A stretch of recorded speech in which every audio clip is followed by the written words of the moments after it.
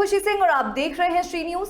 UP Bhajpa कार्यालय पर उपचुनाव में जीत दर्ज करने वाले विधायकों के अभिनंदन कार्यक्रम में पहुंचे डिप्टी सीएम ने संबल के सवाल पर कहा कि वो कानून का सम्मान करते हैं, कानून अपना काम कर रहा है। डिप्टी सीएम पाठक जी संबल में क्या चल रहा है? सर बहुत बहुत स्वागत है सर। संबल में हम कानून व्यवस्था को मेंटेन करेंगे और सर्वोच्च न्यायालय के निर्णय का सम्मान करते हुए उस हिसाब से काम करेंगे। हर स्थिति में लाइन ऑर्डर मेंटेन रहे, ये हमारी जिम्मेदारी है। सर आज जो बैठक हुई है इसमें नवनिर्वाचित विधायकों का स्वागत सम्मान करता हूँ। माननीय मोदी जी का, माननीय योगी जी का, प्रदेश अध्यक्ष जी का हृदय से आभार। चुनाव की अभी से तैयारियां शुरू हो गई 2027 दिन प्रतिदिन काम चलता रहता है। वहीं योगी सरकार के मंत्री दयाशंकर मिश्रा दयालु से स्टेट हेड सैयद अकील ने खास बातचीत की है।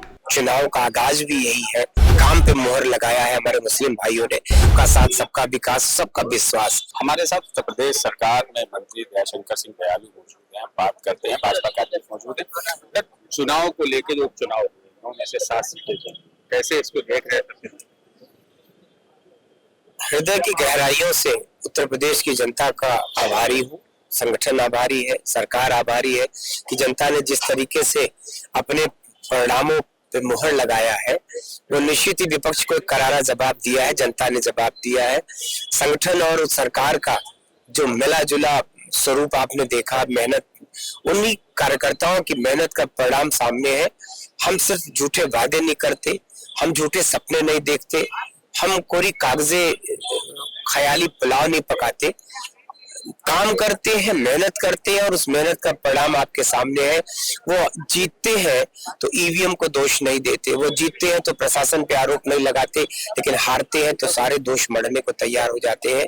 लेकिन हम समझते हैं कि भारतीय जनता पार्टी का जो संगठन है वो ऐतिहासिक संगठन है।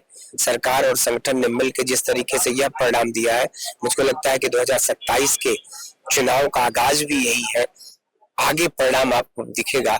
27 के पहले जो आह्वान आज हुआ है, कार्यकर्ता, सरकार और सभी लोग मिलकर काम करके फिर से 27 को एक ऐतिहासिक विजय में परिवर्तित करेंगे। मुख्यमंत्री जी ने आज बोला कि दो साल का समय है और सभी लोग चुनाव में जुट जाए, तो क्या चुनाव का बिगुल है 2027 का बिगुल अभी से फूंक दिया? देखिए, भारतीय जनता पार्टी का कार्यकर्ता सदैव संगठन के लिए काम करता रहता। संगठन कभी सोता नहीं है, संगठन कभी छुट्टियां नहीं मनाता, संगठन कभी पहाड़ों पे सैर करने नहीं जाता। संगठन सदैव अपना काम करता रहता है, रात और दिन, तीज और त्योहारों के इतर भी काम करता रहता है। और उसी की देन है कि कोई भी चुनाव आता है तो हमारा कार्यकर्ता रात और दिन करके अपना जो सर्वश्रेष्ठ होता है वो देता है। उनके कार्यकर्ता सोए रहते हैं, शांत रहते हैं, घूमते रहते हैं, तो निश्चित ही उनके और हमारे कार्यकर्ताओं की सोच में जमीन आसमान का फर्क है और वही फर्क चुनाव के परिणामों में पड़ता है। कुंदरकी जैसी सीट पे क्या जादू किया आप लोगों ने? अब इससे बड़ा जवाब क्या होगा? 65% मुस्लिम आबादी हो और 1,45,000 की जीत हो तो वो रामवीर सिंह जी की जीत है, संगठन की जीत है। भारतीय जनता पार्टी की सरकार के काम पे मोहर लगाया है हमारे मुस्लिम भाइयों ने, वो भी निश्चित ही वो भी बधाई के पात्र है। उससे ही कुछ दूर संभल हुआ, चुनाव परिणामों से कुछ देर पहले संभल हुआ। संभल में आरोप लगाया जा रहा है, विपक्ष आरोप लगा रहा है कि भाजपा की देन है, जल्दबाजी की। संभल का कोई भी निर्णय सरकार का निर्णय नहीं है, संगठन का कोई भी काम निर्णय संगठन का नहीं है। कोर्ट ने संज्ञान लिया, कोर्ट ने एक मामले की जांच के लिए कहा और उस पे जो बवाल हुआ है, आज सुप्रीम कोर्ट ने उसी को लेके आज संज्ञान लेते हुए सारे पिछले निचली कोर्ट के फैसले पर रोक लगाया है। हम कोर्ट के हर फैसलों का सम्मान करते हैं। आप कोर्ट के हर फैसलों का सम्मान करते हैं। अभी मौजूदा स्थिति में सबसे ज्यादा जरूरी उत्तर प्रदेश के क्या है? उत्तर प्रदेश का विकास। उत्तर प्रदेश में जैसे सबका साथ, सबका विकास, सबका विश्वास जीत के ये सरकार जिस तरीके से केंद्र और उत्तर प्रदेश की सरकार दोनों जो नारा दिया है, उसी नारे पर जनता ने भरोसा जताया है। और हर चुनाव में जिस तरीके से कमल देश के अन्य राज्यों में और उत्तर प्रदेश में खिलता जा रहा है, वो आने वाले दिनों के लिए विपक्ष के लिए एक ऐसा संदेश है कि वो सिर्फ झूठे झगड़ों से ऊपर उठकर जनता के लिए सोचे, बंद कमरों से निकलकर, एसी से निकलकर जनता के बीच में जाए, तब उनको पता चलेगा कि भारतीय जनता पार्टी की कार्यशैली में कितना अंतर है। सपा सुप्रीमो अखिलेश यादव ने एक ट्वीट किया था कि 90 पे 10 का राज नहीं चले। मैंने कहा ना कि ट्वीट करना, मैंने कहा वो एयर कंडीशन बंद कमरों में ट्वीट करते रहे। जनता और सरकार अपना काम कर रही है। सरकार के कामों पर जनता अपनी मुहर लगाते चली जा रही है। अब से भी उनको सबक लेना चाहिए। बहुत बहुत शुक्रिया हमसे बात करने के लिए। तो ये थे मंत्री जयशंकर सिंह यादव, जिनका कहना है कि विपक्ष ऐसी कमरों में बैठ के ट्वीट कर रही है और सरकार और जनता जो है समाज में काम कर रही है। सैयदा श्री न्यूज़ लखनऊ। गाजियाबाद में भाजपा महानगर अध्यक्ष से विधायक बने संजीव शर्मा से स्टेट हेड सैयद आकिल ने कुछ खास बातचीत की है। चलिए आपको सुनाते हैं। आप 1,45,000 में कुंदरकी में जीतते हैं, 70,000 में गाजियाबाद पे जीतते हैं। अखिलेश यादव जी को ये जीत पच नहीं रही है। अगर धांधली हुई है तो करल में और शीशामऊ में धांधली क्यों नहीं? नवनिर्वाचित विधायक संजीव शर्मा, ये बताइए कि एक आम कार्यकर्ता से आप विधायक पहली बात, किस तरह का चैलेंज आपके सामने रहा और जो पार्टी की परिपाटी रही है ये काम कार्यकर्ता को सदन में पहुंचाने से? देखिए, मैं तो संगठन का कार्यकर्ता हूँ और संगठन का काम किया है। आज पार्टी ने मुझ पर भरोसा जताया है, मुझे विधायक बनाया है, आज शपथ ली है, अभिनंदन कराया है, तो मैं बहुत अभिभूत हूँ और पार्टी के सभी शीर्ष नेतृत्व का मैं आभार व्यक्त करता हूँ और उन्हें विश्वास भी दिलाता हूँ कि जिस विश्वास के साथ उन्होंने मुझे विधानसभा में पहुंचाया है, मुझे टिकट दिया, मुझे प्रत्याशी बनाया, उनकी अपेक्षाओं को पूरा करूँ।